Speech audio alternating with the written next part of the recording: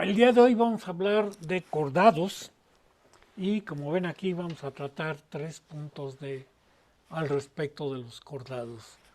Uno, que son sus caracteres distintivos, vamos a hablar del plan corporal básico de los cordados y vamos a hablar de radiaciones adaptativas, pues principalmente en lo que atañe a los cordados. Bueno, el Phylum Chordata comprende a varios organismos, algunos para ustedes desconocidos, como son los cordados invertebrados, que estos que tienen de este lado de la diapositiva, y también en contraposición grupos que para ustedes son pues, de los más conocidos. Corresponde a peces, anfibios, reptiles, aves y mamíferos. Los cordados son el resultado de la radiación de los deuteros tomados. Más adelante en el curso vamos a hablar del origen de los cordados, pero por lo pronto vamos a quedarnos con esta premisa de que los cordados es un grupo que radió dentro de los deuteros tomados. También vamos a profundizar en los deuteros tomados un poco, pero para que recuerden, dentro de los deuteros tomados, además de los cordados, están los semicordados y los equinodermos agrupados por algunos autores en el clado Ambulacralia. También van ustedes a encontrar que algunos autores incluyen a los genoturbelarios y a los acelomorfos. Ajá. Estos grupos antiguamente estaban metidos dentro de platelmintos, ¿sí? Para que vean la distancia o la diferencia que los separa.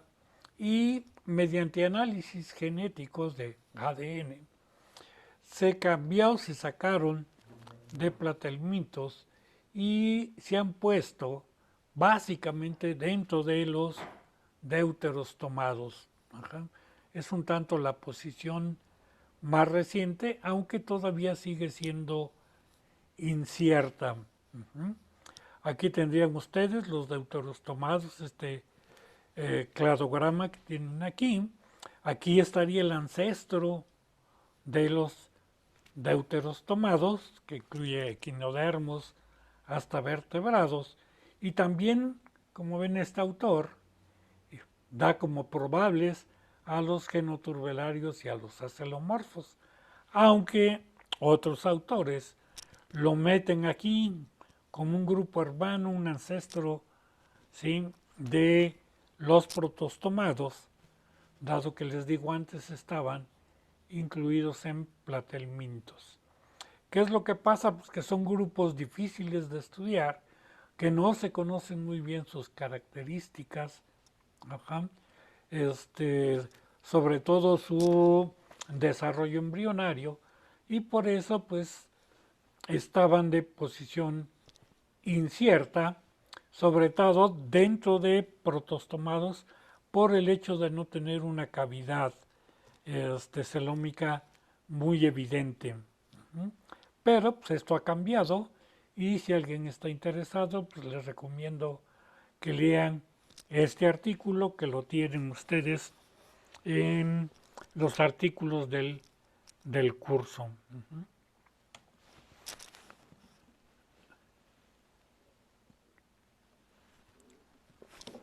Bueno, recordando a ustedes, hay dos clados en los cuales se agrupan a los animales.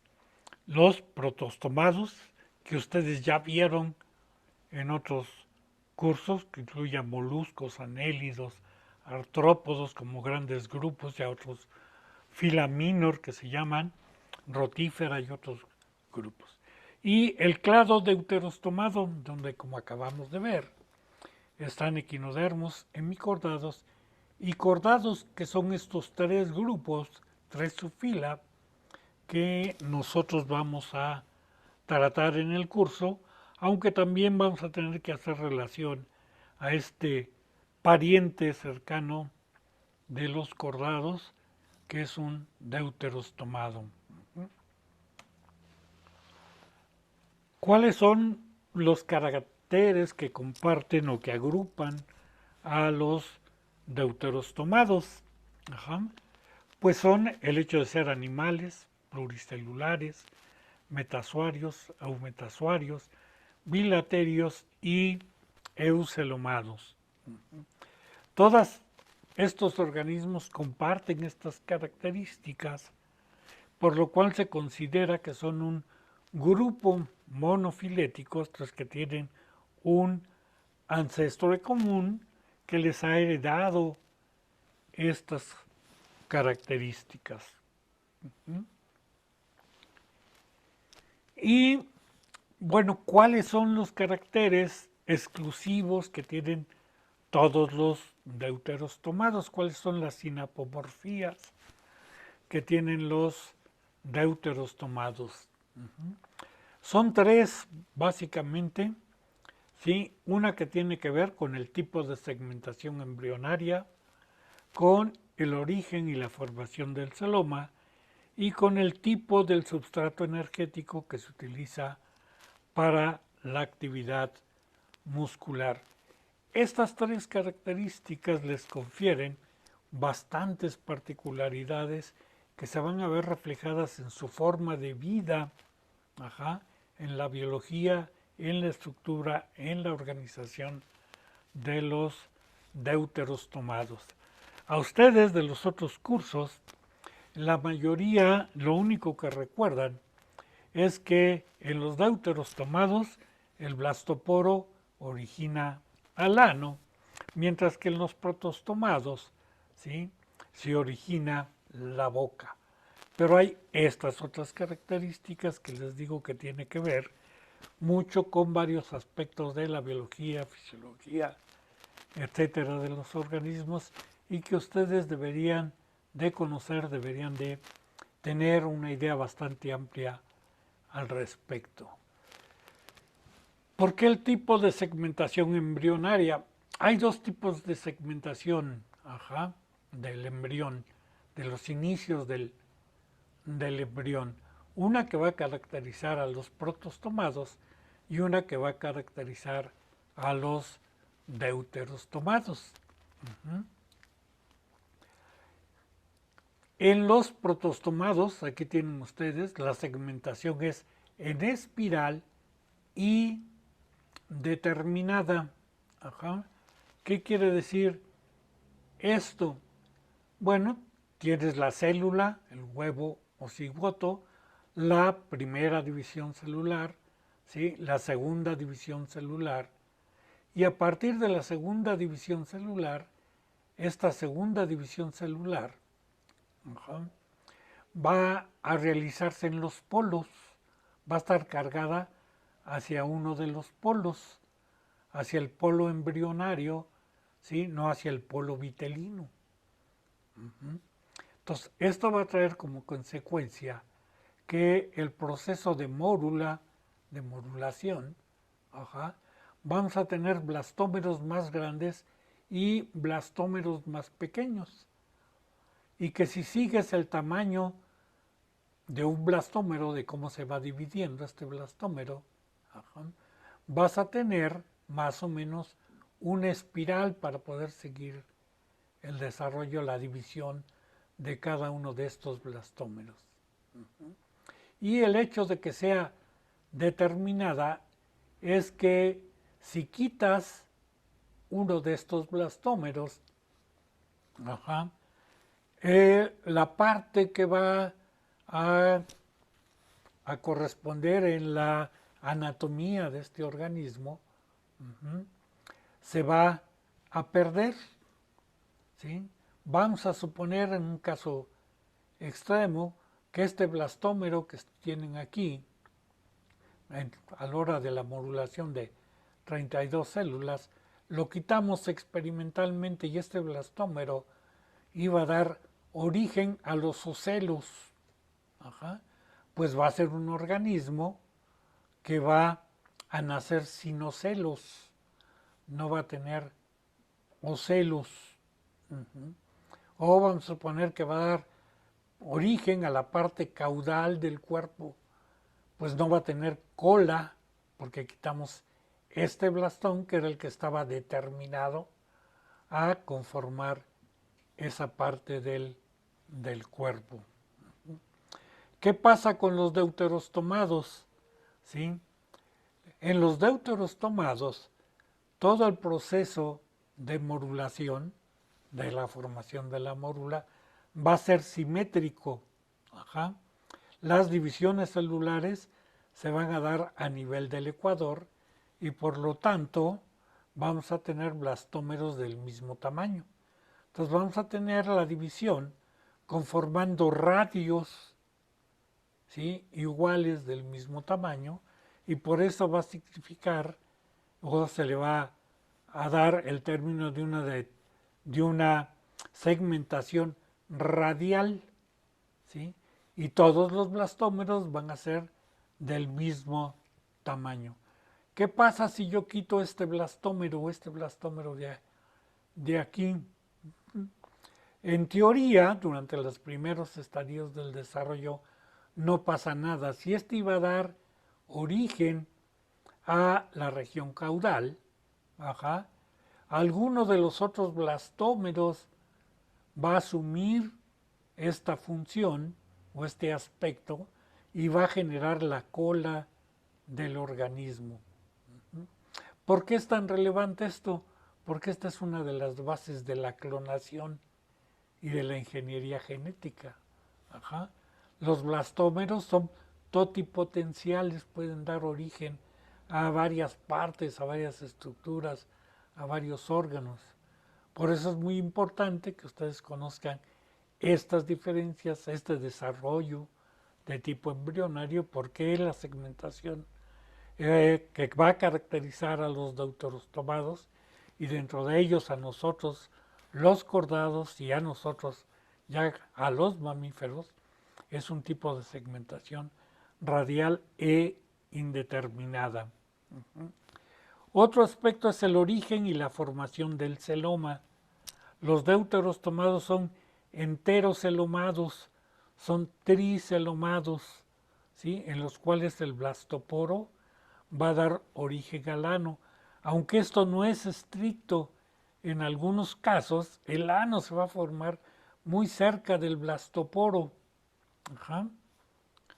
Pero para la mayoría de los organismos, de los deuterostomados, el blastoporo va a dar origen al ano. En los protostomados, pues el blastoporo da lugar a la boca, acá como tienen ustedes aquí marcado en estos diagramas. Y el hecho de ser enterocelomados proviene de que el celoma está formado a partir de la parte anterior de lo que será el intestino primitivo, el arquenterón, el intestino primitivo. Por eso lo de enterocelomados, porque se va a formar el celoma, como ven aquí, a partir del intestino primitivo. Vamos a formar una tercera cavidad, vamos a hacer organismos tricelómicos con 3 cavidades. Y esto además va a dar origen a 3 capas, el ectodermo, el mesodermo y el endodermo, 3 capas embrionarias, a partir de las cuales se van a diferenciar todos los tejidos. Vamos a ver que en los protostomados el origen del celoma puede ser diferente. Ajá.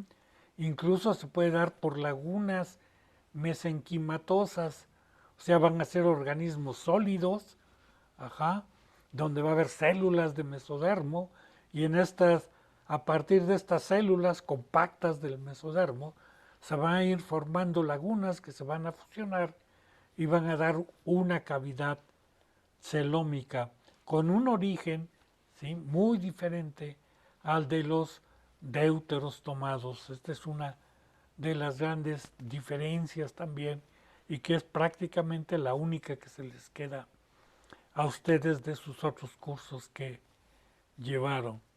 Una que prácticamente no la han mencionado eh, prácticamente ninguno de los que ha llevado ya sus clases de invertebrados, es que los deuteros tomados utilizan el fosfato de arginina para la actividad muscular.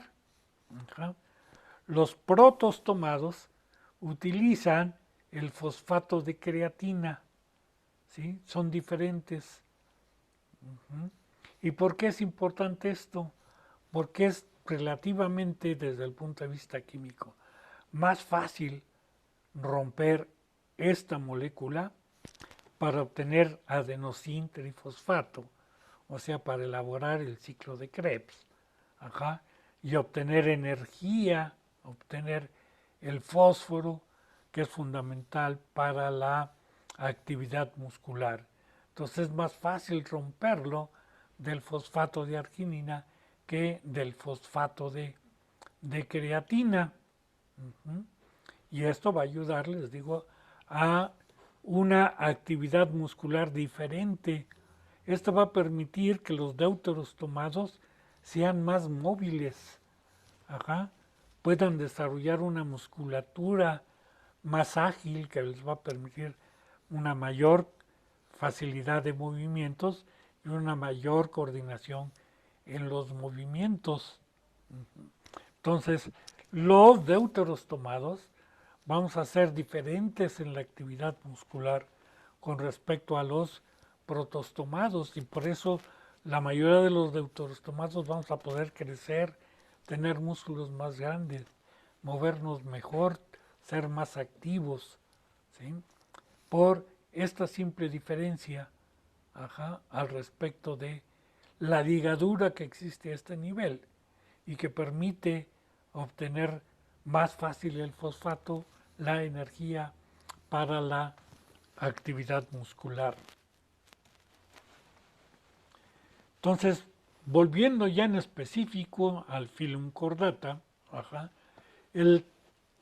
si hiciéramos la traducción literal de cordata, ajá, el término cordata viene del latín chorda o cuerda, ajá, y que va a ser una estructura que va a estar a todo lo largo del cuerpo, que va a ser a su vez rígida y flexible y que va a propiciar un tanto la forma corporal de los organismos. De aquí viene el nombre del filum, cordata, viene de chorda, cuerda, y la terminación también, no creo que es griega, ata, que significa posesión, ¿sí? El sufijo, que significa posesión. La traducción literal sería cordados o los que tienen cuerda. Vamos a ver qué es esta cuerda, qué caracteriza a esta cuerda. Bueno, los cordados también tienen, además de estos caracteres compartidos con equinodermos y cordados, que ya vimos y que los tienen repetidos aquí, ajá, van a tener caracteres sinapomórficos exclusivos de ellos. Recuerden, aprendan terminología cladística rápidamente aquí. Una sinapomorfía es un carácter originado en un ancestro común y presente en todos sus descendientes. Entonces aquí vamos a tener 4 características o 4 caracteres sinapomórficos que comparten todos los cordados. Uno es la notocorda, que es lo que le da el nombre al grupo, que la tienen ustedes señalada en este esquema, en color café. Va desde la parte anterior del cuerpo a la parte posterior. Van a encontrar también la epineura. Ajá. ¿Qué es la epineura? Pues es un término que se utiliza para decir que hay un cordón nervioso, dorsal, en posición dorsal, y hueco, que ahorita vamos a hablar de esta característica. Y vamos a ver que también hay faringotremia, ¿sí? ¿Qué quiere decir? Tenemos bien hendiduras y faringe, o sobreambiente de la faringe. Entonces va a haber hendiduras faringeas, ¿sí? O hendiduras branquiales. Ojo con esta terminología porque sobre todo estos dos términos, los pueden encontrar referidos de manera diferente según el autor.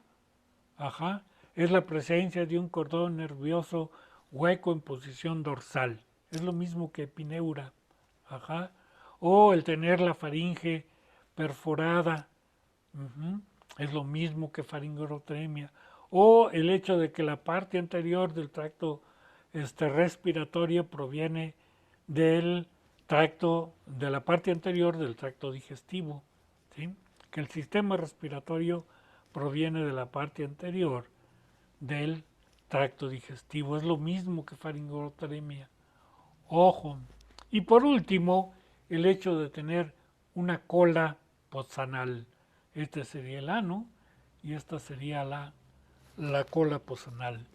Como les digo, vamos a profundizar en cada uno de ellos, pero además de estas sinapomorfías, si ustedes consultan algunos libros, algunas zoologías generales, incluso por ahí hay un libro de cordados que considera 7 caracteres distintivos de los cordados.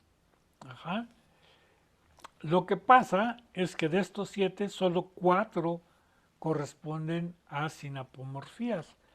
Los otros son caracteres que también están compartidos por los cordados, pero que van a cambiar o van a estar presentes de una manera diferente dependiendo del grupo de que se trate.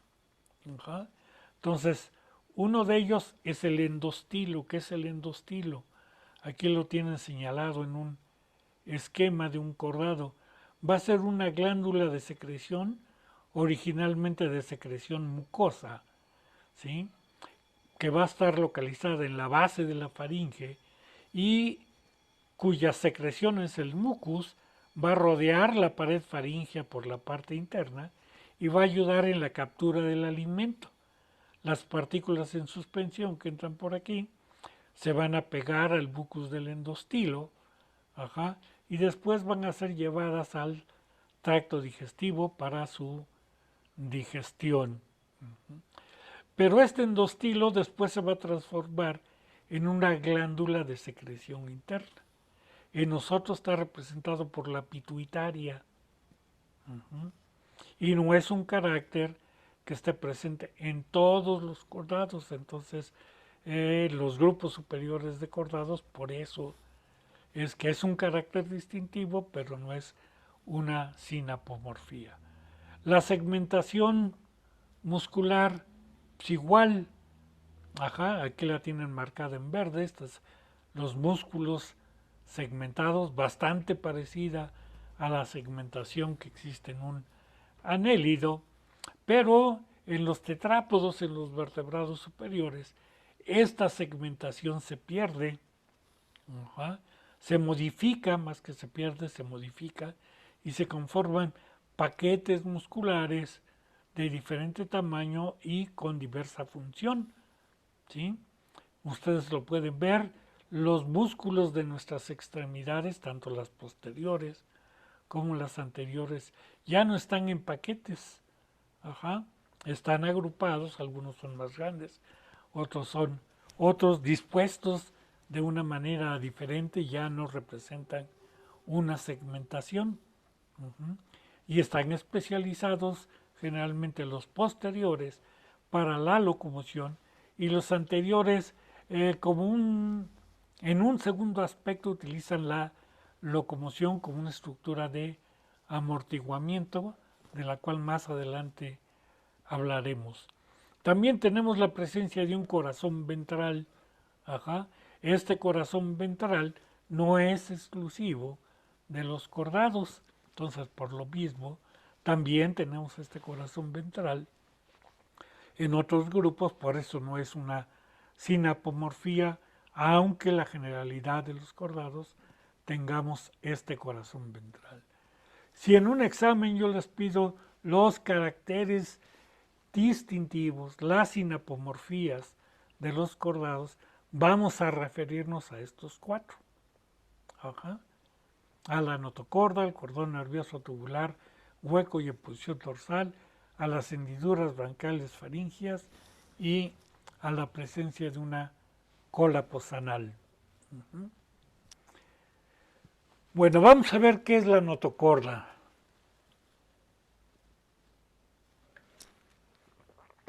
Como pueden ver aquí en estos diagramas, la notocorda es una estructura rígida, pero a la vez flexible. Ajá. Es como una de estas varillas para armar ahora las casas de campaña que se utilizan, que pueden ver, son rígidas, pero se pueden doblar hasta cierto punto. Esta varilla, esta estructura rígida, se extiende a todo lo largo del cuerpo, como ya la mencionábamos, va desde la parte anterior hasta la cola. ¿Para qué sirve? Fundamentalmente para la inserción de la musculatura. Ajá. Aquí se van a pegar los músculos que obviamente van a tener la principal función, va a ser la locomoción. Y esto va a permitir los movimientos ondulatorios del cuerpo, fundamentalmente el nado. En vertebrados superiores, esta notocorda es reemplazada por las vértebras, por la columna vertebral. En algunos casos queda como reminiscencia a manera de discos intervertebrales o cojinetes intervertebrales, pero lo que corresponde realmente a la notocorda es reemplazado por las vértebras. ¿Cómo está estructurada esta notocorda? Vamos a ver que hay una vaina elástica, ¿sí?, que envuelve a una vaina fibrosa, ¿sí?, y realmente al tejido cordal. Esta vaina fibrosa va a envolver al tejido cordal, a la notocorda como tal. ¿Sí? Aquí tienen ustedes, si hiciéramos un corte transversal de esto y lo volteamos hacia ustedes, tendríamos esta imagen. Ajá. Esto, la notocorda, el tejido cordal, corresponde a esto. Y como ven ustedes en este esquema, ajá, el tejido cordal se va a caracterizar por ser un tejido con una gran cantidad de vacuolas. ¿Sí? Ustedes van a ver por ahí en los libros que le dice es un tejido turgente, es una estructura turgente. ¿Qué es turgente? Pues la imagen más ilustrativa de lo que sería turgente es a un globo lleno de líquido. Ajá, turgente es que significa que está hinchado, lleno de líquido, inflado por un líquido. Entonces, el tejido cordal, la notocorda, va a ser un tejido altamente vacuolado y que va a tener una apariencia turgente cuando se mira al microscopio. Ajá. La vaina fibrosa va a estar conformada por fibras de colágena. ¿Sí? El colágena es un tejido que va a dar elasticidad. ¿Sí? Por eso las cremas de colágena son muy caras y muy utilizadas. ¿Sí? Porque son las que le van a dar elasticidad, sobre todo en los temas de belleza, al rostro. Y por eso es que se utiliza este colágeno para darle elasticidad a la musculatura del rostro y por eso las cremas son tan caras. Extraer el colágeno pues tiene sus dificultades. La notocorda no es el único tejido que tiene colágeno, varios tejidos, lo vamos a ver. Los cordados tienen colágeno, pero aquí la primer vaina que envuelve al tejido cordal es una vaina de colágeno. Y después tenemos una vaina de tejido conectivo, que es esta vaina elástica, y que aquí es donde se van a unir los músculos. Aquí tienen ustedes una imagen de la notocorda. Aquí tienen ustedes cómo se ve la notocorda en un embrión de rana y cómo se ve en una lamprea adulta. Si una lamprea es un tipo de pez muy primitivo, del cual vamos a hablar. Y aquí está el término túrgido. Es un tejido túrgico de células vacuoladas, células rellenas de núcleo. Aquí tienen ustedes la notocorda de un embrión de pollo, vista al microscopio de contraste de fases. Esta es la apariencia que tiene esta notocorda, y aquí se logra ver un poco las células en este espacio del tejido conectivo, ¿sí?, de la vaina fibrosa que envuelve a la notocorda. Acá de este lado tenemos cómo se desarrolla la notocorda en un embrión de pollo. Aquí tenemos una vista lateral del embrión. ¿Sí? Les hablaba yo hace rato de las diferencias entre protostomados y deuterostomados. Se me olvidó mencionarles que esta división tenía que ver con el tipo de huevo que se tiene.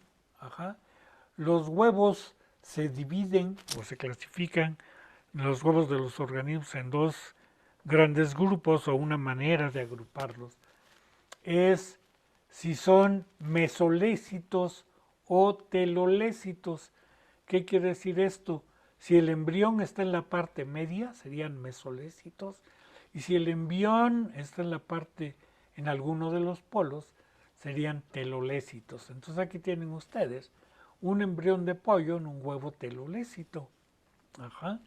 Entonces, aquí empieza la formación del embrión. Y aquí donde están las flechas, ¿sí?, está ampliado aquí abajo. Entonces este es un embrión de pollo a las 6 horas de nacer. A las 12 horas, si vemos esta parte de aquí, en la vista dorsal, vamos a ver que se empieza a formar la notocorda y se empiezan a formar los paquetes musculares. ¿Sí? Por eso se llama cordomesodermo. Se empieza a formar los paquetes musculares y la notocorda. ¿Sí?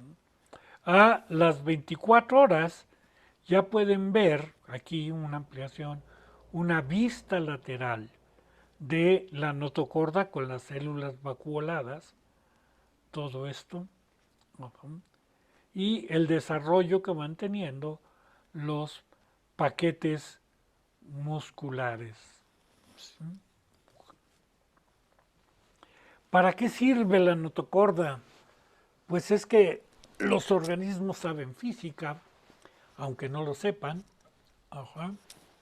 y la notocorda, su función es ejercer la tercera ley de Newton.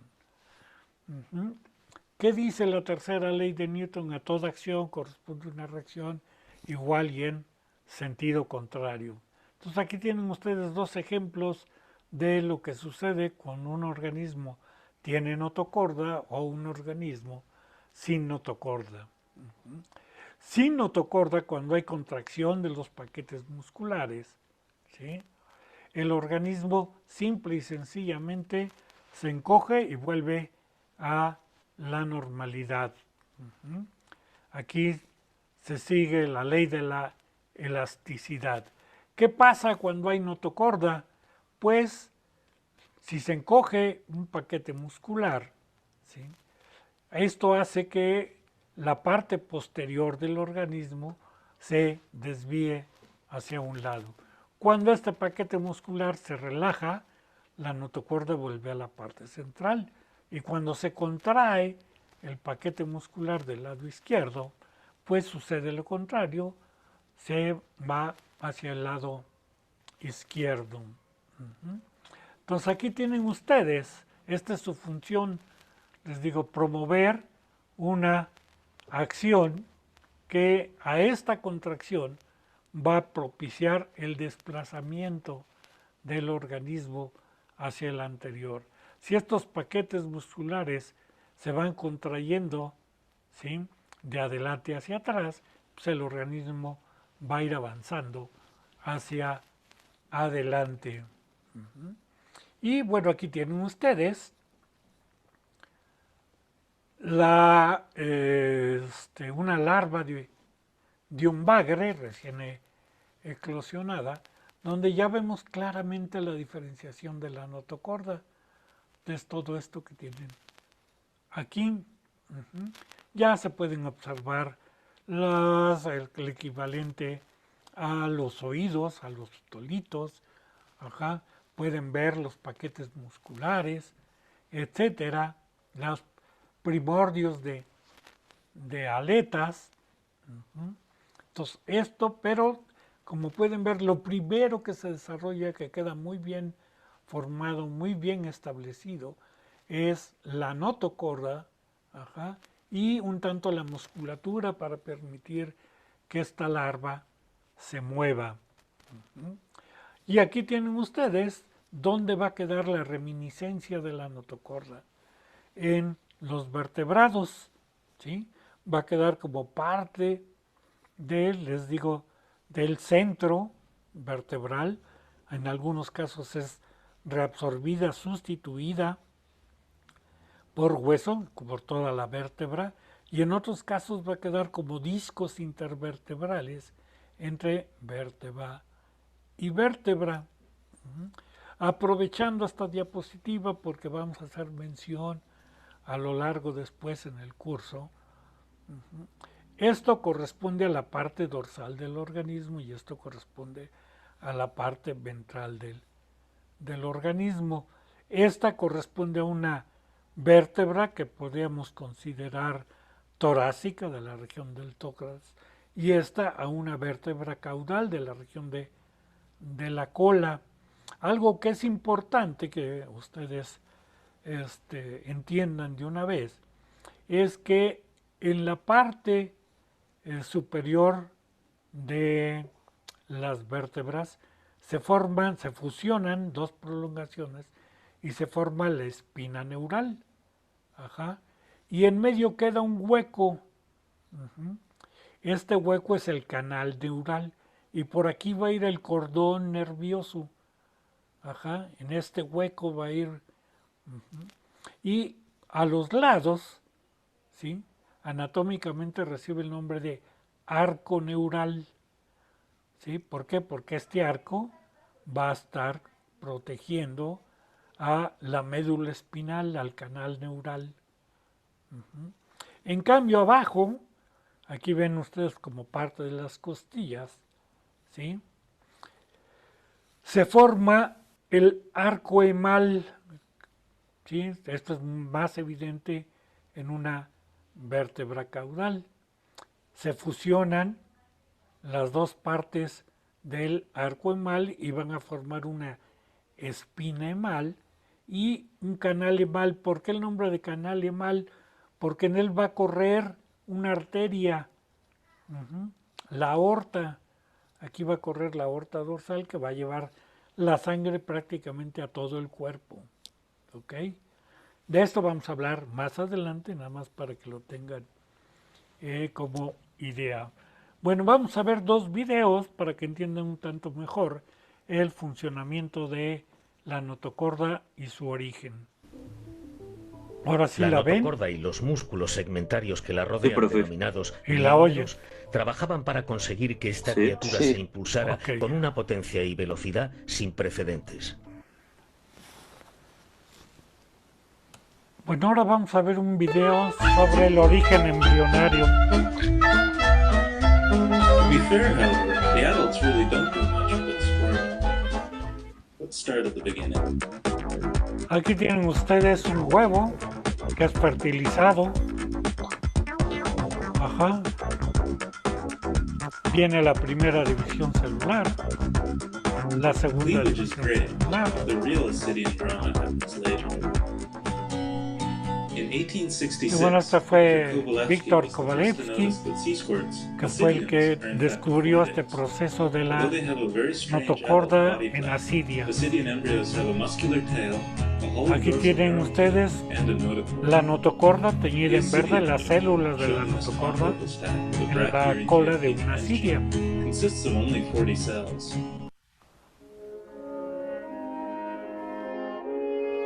Aquí tienen la notocorda. Y es una sola columna de células en el origen que están dispersas en la cola del organismo y que empiezan a organizarse y a tener movilidad unidireccional hacia la parte posterior de la larva. Aquí la ven ustedes completa.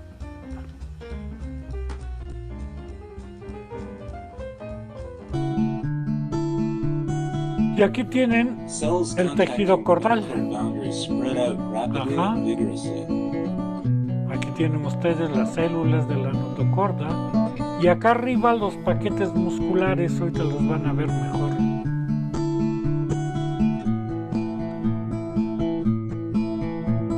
Aquí lo tienen colorido.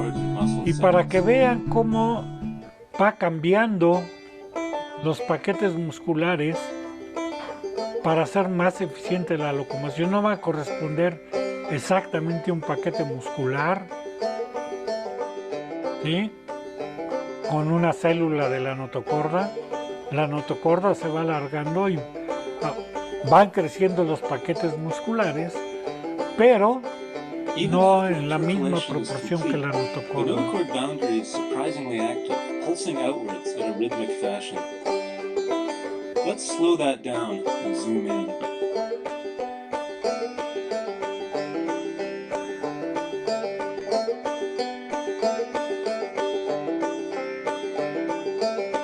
Although the notochord boundary prevents further cell intercalation, it clearly does not simply inhibit cell motility. Vean, aquí siguen creciendo los paquetes musculares. Y bueno, vamos a regresarlas, se las voy a dejar en silencio para que ustedes lo vean con mayor detalle. Esta es una asidia y si pueden ver, tiene dos sifones, un inhalante y un exhalante. Y esta asidia se mueve en el estado adulto. Bueno, aquí, en esta, normalmente están fijas. En el estado adulto, por lo que podríamos llamar una propulsión a chorro. El agua va a entrar por el sifón inhalante y va a salir por el sifón exhalante. Estas asidias están en un laboratorio, son experimentales, no se han fijado a un substrato y por eso es que se van a mover en la manera como ustedes las pueden ver en este video, ¿ok?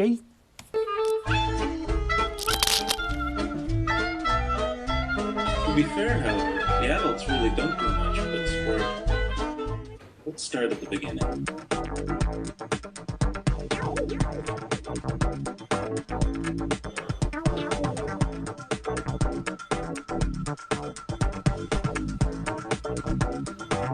Cleavage is great, but the real Ascidian drama happens later.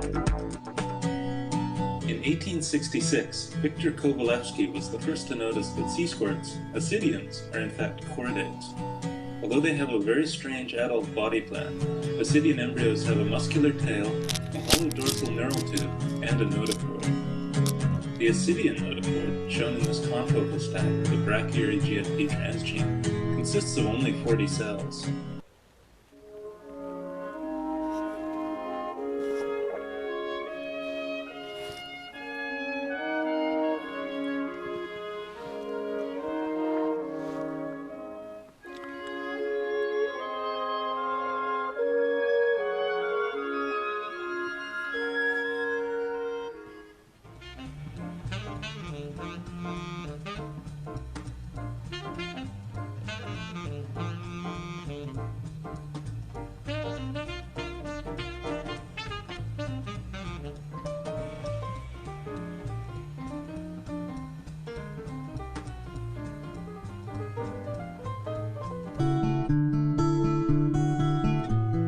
cells contacting the notochord boundary spread out rapidly and vigorously.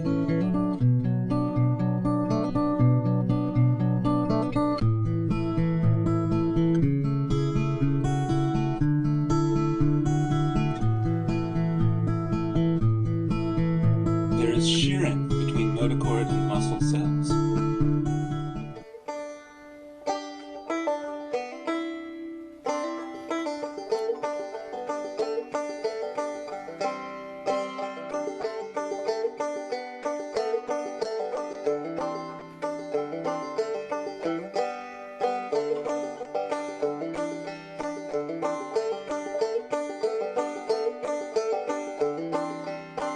Even after intercalation. Bueno, hasta ahí era la parte más importante. Vamos a continuar con los otros caracteres distintivos, con las sinapomorfías. Y hablemos ahora de la epineura. Les decía, el término epineura lo pueden encontrar por otros autores como el hecho de tener un cordón nervioso hueco tubular y en posición dorsal al tubo digestivo. Y nuestro sistema nervioso se ensancha en la parte anterior para formar el cerebro. Pero incluso en una parte de nuestro cerebro hay reminiscencias de este cordón hueco. Ahorita vamos a hablar un poco más a este respecto. Aquí tienen ustedes otra vez un embrión de pollo al cual se le ha hecho un corte a este nivel.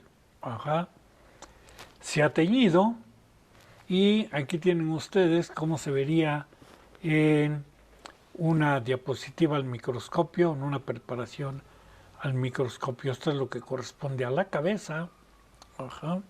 Y acá abajo, esto que está aquí, está el proamnios, como pueden ver, y otras estructuras. Esto es la que va a dar origen a la cavidad amniótica, el ectodermo, el mesodermo. Aquí pueden ver ustedes que durante el desarrollo embrionario se forman dos estructuras llamadas pliegues neurales. Estos pliegues neurales van a crecer, se van a juntar, ¿sí? Van a cerrarse y van a dejar, ¿sí?, una cavidad. Esta cavidad va a corresponder a nuestro cordón nervioso tubular en posición dorsal. Aquí tienen ustedes una serie de dibujos, una serie de diagramas que nos muestran la formación de este cordón nervioso en posición dorsal y tubular, ¿sí? Antes de que se formen los pliegues neurales, vamos a ver que en el ectodermo, en la capa más externa del embrión, que sería esta que tienen aquí, se forma lo que se llama la placa neural. No hay diferencia si lo vemos en un corte histológico, salvo que se haga una tinción especial. No hay ninguna diferencia al respecto del ectodermo para diferenciar esta placa neural. Se le llama así porque es la zona donde se va a formar el cordón nervioso. Y como ven ustedes, la epidermis empieza a presionar y se van a formar dos evaginaciones de cada lado. Estas se van a proyectar hacia el exterior. Una que podríamos decir del lado derecho, otra del lado izquierdo. Van a presionar y van a levantar estos pliegues de la placa neural y ahora sí van a constituir los pliegues neurales. Estos que están aquí corresponden a esto que está aquí, a esto que está acá. El ectodermo va a seguir presionando y hasta llegar a cerrarse. a converger, van a elevar y van a converger estas partes del ectodermo, conformando un hoyo, un tubo neural. Esto va todo lo largo del embrión, este tubo neural. También va a haber una parte importante de estas pliegues del ectodermo que se van a funcionar, que van a originar la cresta neural. Y como ven, esta cresta neural se va a delaminar, van a formarse células que van a migrar. ¿Sí? Aquí están estas células. Ajá. Y estas células van a recibir el nombre de células de la cresta neural. Después vamos a hablar de la función de estas células. Entonces ya quedamos al final con la epidermis y el tubo neural. En la parte anterior, este tubo neural se va a ensanchar para conformar el cerebro. Pero ustedes pueden ver en este corte transversal de un embrión de pollo, en este corte sagital de un embrión de pollo a las 16 horas posteriores a la fertilización, se destaca el neurocele. ¿Sí? Esta es una cavidad neural, todo esto va a ser hueco. Aquí no se ve hueco porque el embrión, a la hora que hicieron el corte, no estaba totalmente alineado. Si hubiera estado perfectamente alineado, pues este neurocele debería de alargarse, continuar hasta prácticamente la cola de este embrión de pollo. Y aquí les marcan también la posición del corazón. ¿Qué pasa con este canal neural, con este neurocele? En nosotros se conserva, se llama el canal del epéndimo y está lleno de un líquido, el líquido cefalorraquídeo.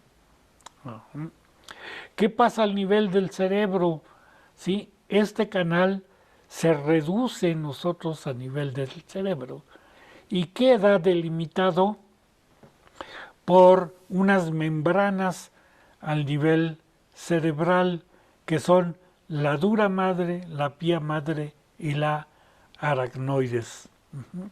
Estas membranas que van a cubrir nuestro cerebro, van a contener una pequeña capita de líquido, ¿sí?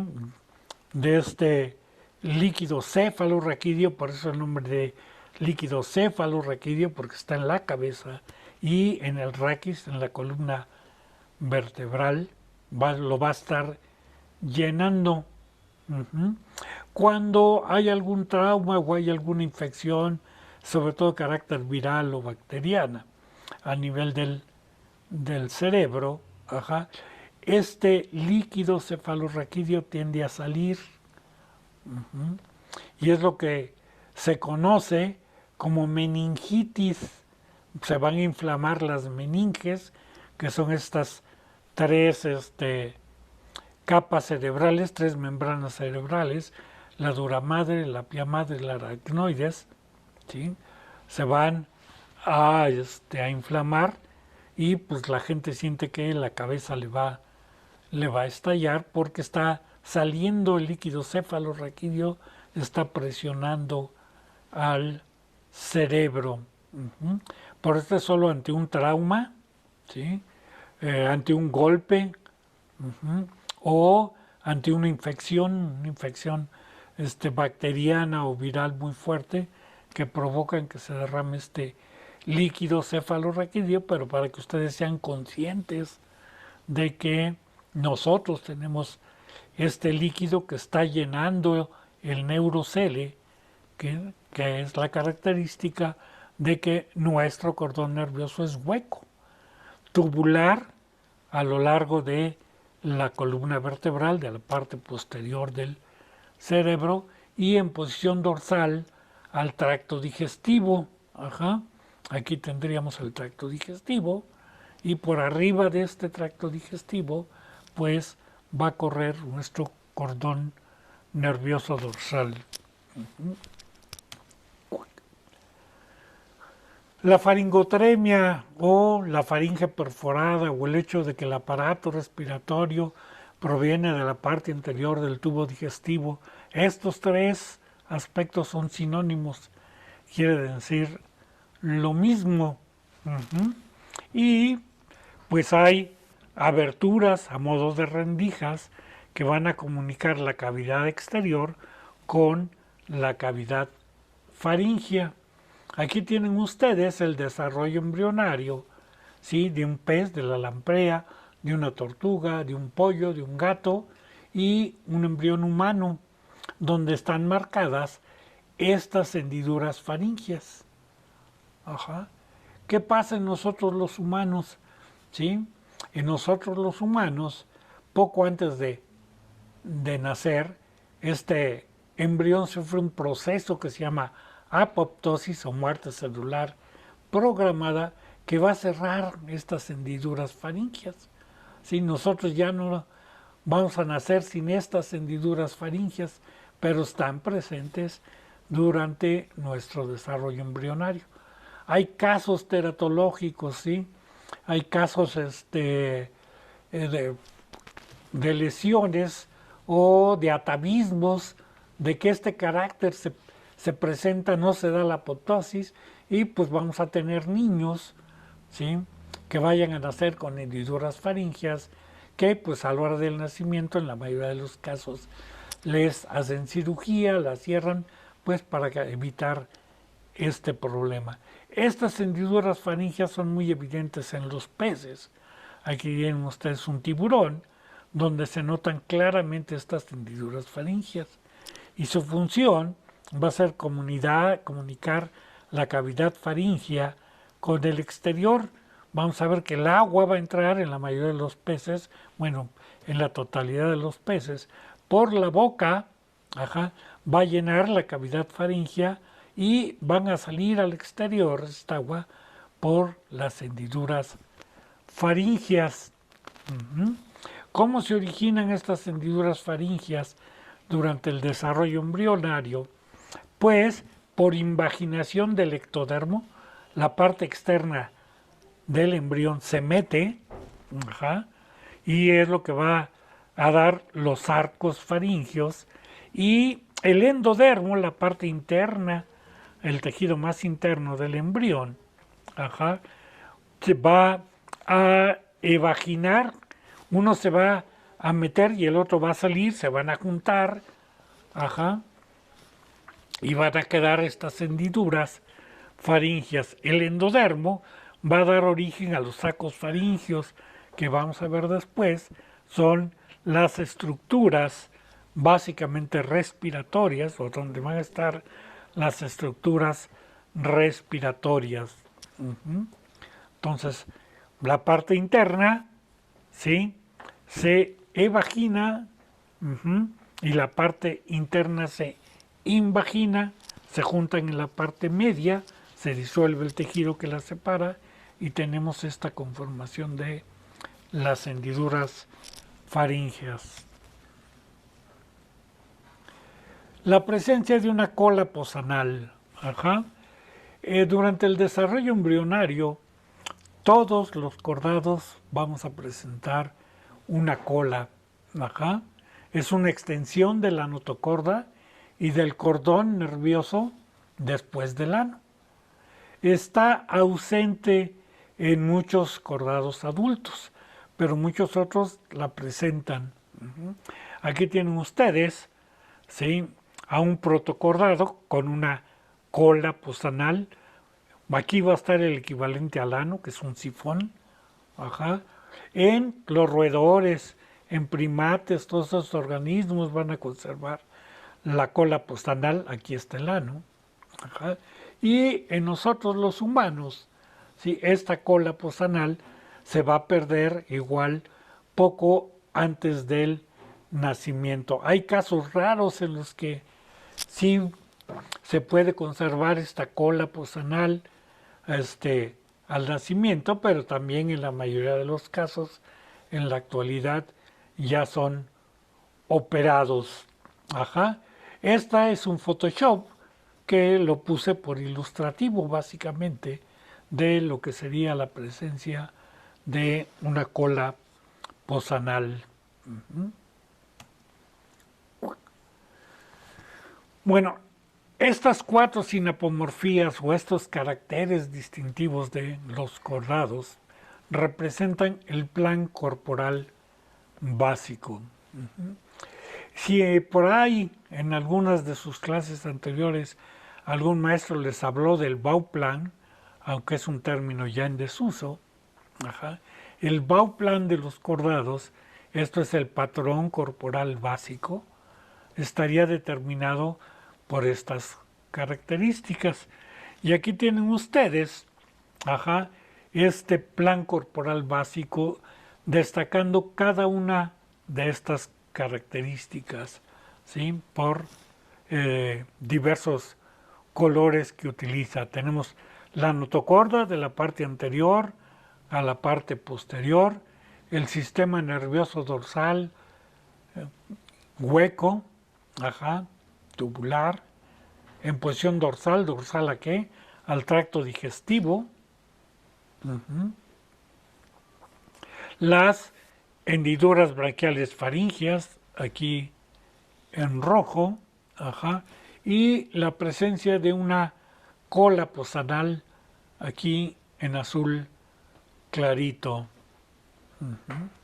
Les decía por ahí, algunos autores consideran también la segmentación muscular. Pero, pues, como todos ustedes saben, esto no es una sinapomorfía. La segmentación muscular pues, está en anélidos y en otros grupos artrópodos claramente diferenciada. No es una sinapomorfía en el caso de los cordados. ¿Cuál es la importancia de este plan corporal básico? Pues, visto en retrospectiva, esto es, si lo vemos en la actualidad, este plan corporal tuvo un gran potencial para un proceso de radiación adaptativa. ¿Qué es una radiación adaptativa? Es un proceso evolutivo de uno o varios clados para llenar nichos ecológicos. En algunos libros ustedes pueden encontrar nichos vacíos. Actualmente lo de nicho vacío pues está muy discutido, prácticamente no existen los nichos ecológicos vacíos, siempre están ocupados por algunos organismos. Lo que pasa es que en una radiación adaptativa, un grupo, un clado, un organismo, un clado de organismos, ¿sí? Prolifera para ocupar este nicho ecológico. A veces desplaza a algunos otros, a veces lo comparten, etcétera. Pero esta diferenciación estructural, este plan corporal básico, le va a permitir explotar diversos ambientes, colonizar y proliferar en diversos ambientes.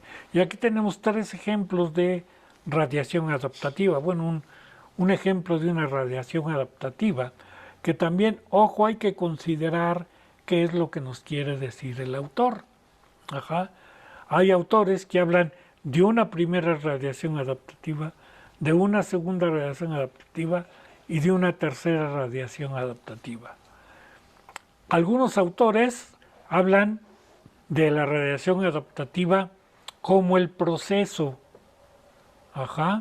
Aquí tienes un plan corporal básico que a través de un proceso de diferenciación va a dar origen a una segunda radiación adaptativa que corresponde a este proceso. Hay otros que hablan como resultado. Tenemos un ancestro común, ¿sí?, que radiaron algunos de sus miembros y el resultado, la primera radiación adaptativa, está dada por este clado, por este grupo. La segunda por los miembros de este grupo. La tercera por estos de aquí.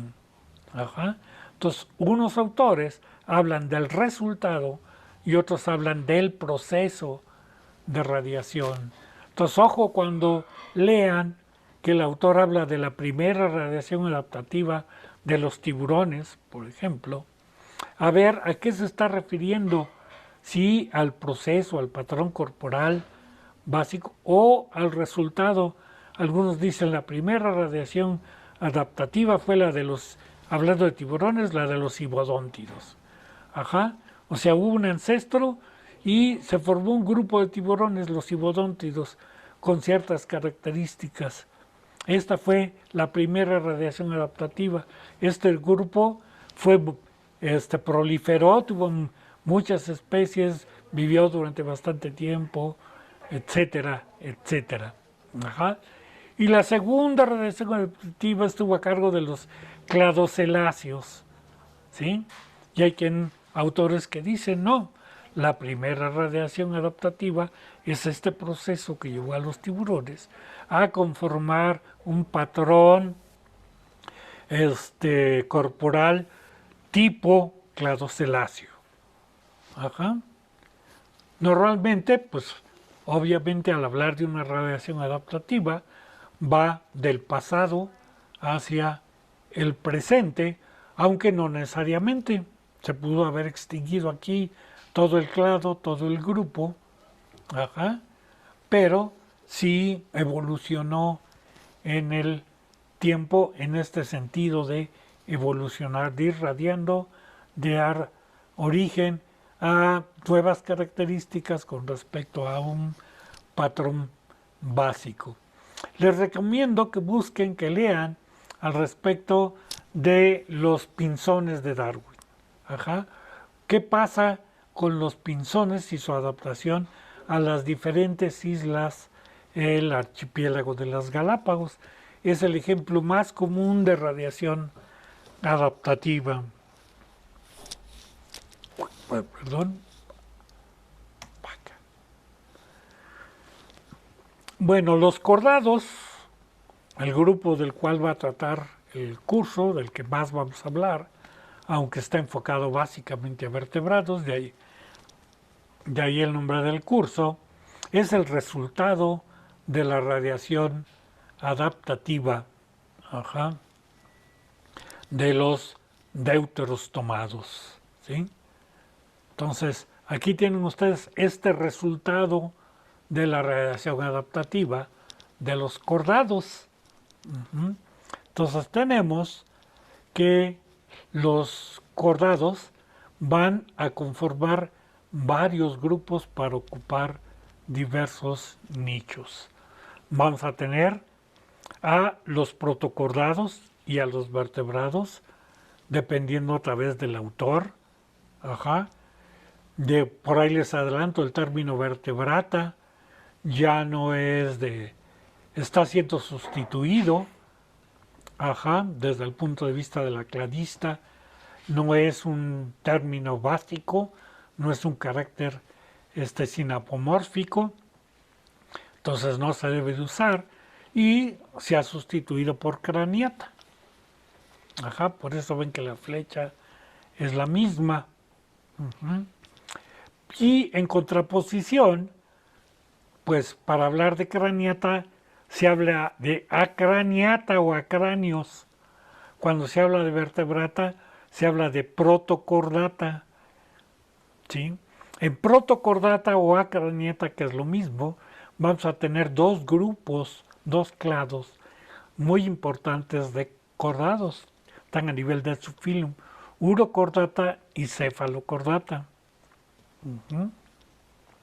Que aquí los tienen, pueden ser agrupados como protocordados o como acráneos.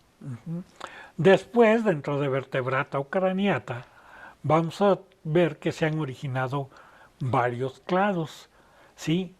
Mixini, que son los peces bruja, y las lampreas como grupos actuales, aunque hay también grupos fósiles, que se conocen con el nombre genérico de agnatos, ¿sí? En contraposición de los ñatostomados o de los mandibulados. Estos dos de aquí carecen de mandíbula. De aquí para acá, de tiburones, peces óseos, anfibios, reptiles, aves y mamíferos, todos presentamos mandíbula. Hay algunos autores que utilizan el término peces para hablar de tiburones y peces óseos. Incluso hay otros autores que lo incluyen desde mixinoideos. ¿Sí? Peces es un término sin validez taxonómica, pero se utiliza para hablar de ellos en general. ¿Sí? Los cordados que viven en el agua, que son craneados, los craneados que viven en el agua, se agrupan con el término peces sin validez taxonómica para hablar de ellos en general. Los que viven en tierra, tetrápodos, que también dependiendo del autor, estos sí pueden conformar un clado que consideran esta característica, ¿sí? El hecho de tener 4 patas como un carácter distintivo de anfibios, reptiles, aves y mamíferos, y que además les va a permitir la colonización del medio terrestre. Otra división que se utiliza para hablar de los grupos, los clados de cordados y sus invasiones al medio terrestre. Una tiene que ver con el tipo de huevo del cual provienen, ¿sí? Entonces tendríamos los anapniota y los apniota. Los apniota van a corresponder a reptiles, aves y mamíferos que van a tener un huevo apnioto, un huevo típico al cual conocemos, ¿sí? Acá los anapniotos, ¿sí?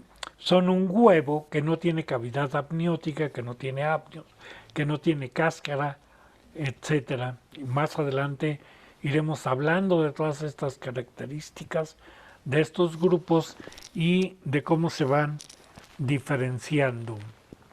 Taxonómicamente, ¿cómo están? Como les decía yo la clase pasada, es difícil correlacionar la clasificación lineana, por llamarlo de alguna manera, o tradicional, con las agrupaciones cladísticas, con los clados. Aquí tienen ustedes un intento al respecto de lo que sería la clasificación de los cordados. Entonces tendríamos Phylum Chordata hasta arriba y luego tendríamos 3 subfila. Recuerden que es plural, subfila, hablando de manera particular, subfilum, el subfilum tunicata o urocordata, el subfilum cephalocordata y el subfilum vertebrata, que les digo que ya está en desuso y que se debe de utilizar craniata. Luego, algunos autores, ¿sí?, utilizan el término superclase o clado. Se habla del clado agnata, peces sin mandíbula, y el clado mandibulata, o peces mandibulados, vertebrados mandibulados. Les digo, algunos autores utilizan el clado peces y el clado tetrápoda. Lo que sí casi todo el mundo está de acuerdo son en las clases que agrupan cada uno de estos subfila.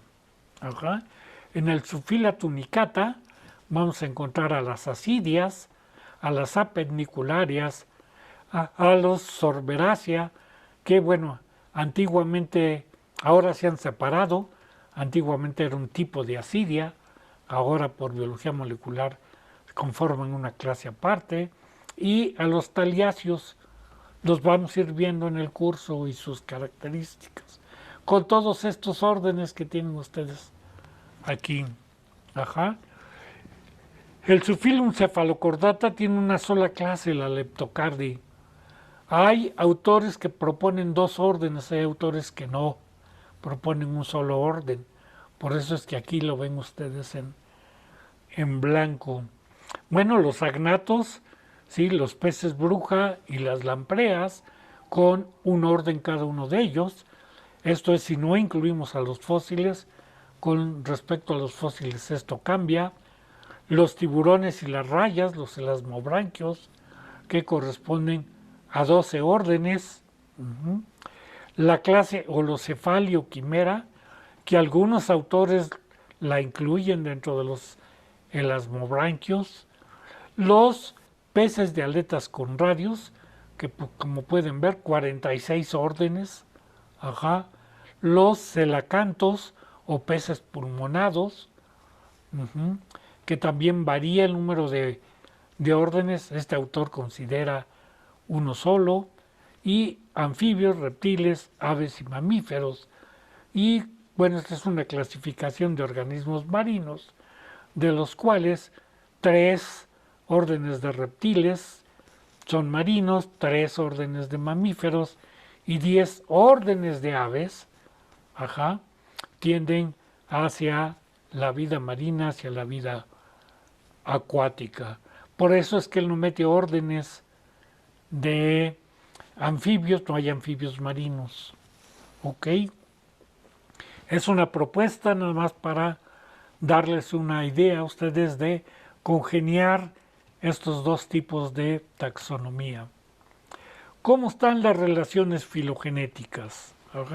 Pues ya hablábamos de los deuteros tomados, cómo están, ¿sí? Entonces tendríamos aquí a los deuteros tomados, tenemos a equinodermos, que ya los debieron de haber visto en biología de invertebrados, debieron de haberlos visto bastante bien a los equinodermos.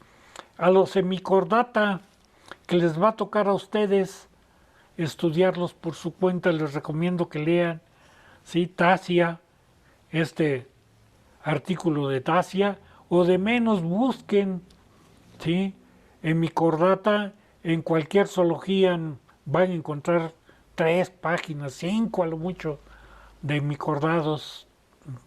Pero es importante no solo que los conozcan como biólogos, sino que tengan una buena idea de los hemicordados para este curso. Y luego los cordados, que es lo que vamos a hablar y a profundizar en este curso, con cefalocordados, tunicados y vertebrados. Otra vez, esta es una propuesta de un autor. Este autor pone más cerca a los tunicados de los vertebrados, por eso lo puse aquí a propósito. En la mayoría de los trabajos van a encontrar que la mayoría de los autores ponen más cercano a vertebrados a los cefalocordados y más alejados a los tunicados. Todo depende de los caracteres que utilizó este autor para hacer su cladograma, su filograma. Y bueno, hasta ahí la clase de hoy.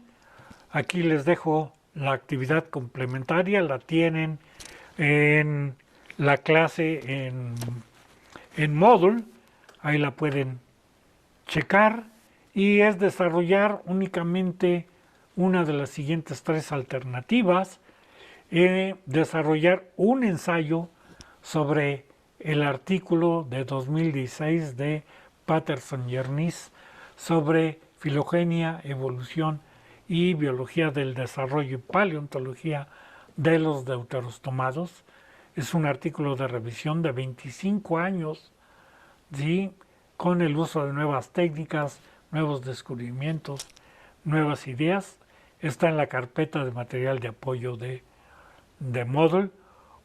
Otro ensayo sobre el artículo Global Diversity de hemicordados, el de Tasia, que les acabo de enseñar para que cubran este hueco, también en la carpeta de Moodle, o el de Mallets de 2019, que tiene que ver con los hemicordados, su origen, y algo que vamos a ver más adelante, que tiene que ver con el origen de los cordados. También en la carpeta de material de apoyo de Moodle. ¿Ok? Y bueno, pues ya saben, sus cuestionarios para quien guste ir estudiando de una vez, su material suplementario, artículos, páginas web y videos que les ayudarán a mejorar su formación.